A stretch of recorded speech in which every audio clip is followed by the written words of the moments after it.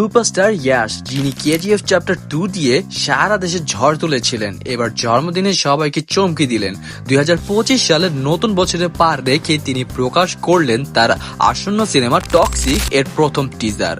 কিন্তু এই টিজারে শুধু অ্যাকশনই নয়, বরং একটু টক্সিক ভাইবও দিয়ে গেছে। টিজারে দেখা গেল ইয়াশ এক সুন্দরীকে কোলে বসিয়ে শ্যাম্পেন শাওয়ার নিচ্ছেন। হ্যাঁ, আপনি ঠিকই শুনেছেন, শ্যাম্পেন শাওয়ার।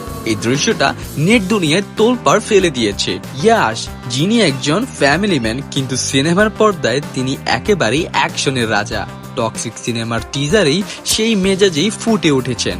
প্রায় 1 মিনিটের ভিডিওতে দেখা গেল এক ক্যাসিনোতে ইয়াশ এর গ্র্যান্ড এন্ট্রি, যেখানে উল্লাস, অ্যাকশন এবং একটু টক্সিক মিশেলে।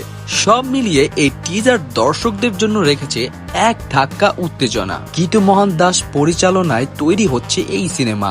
ইয়াশ শুধু অভিনয় নয়, প্রযোজনাও জড়িত।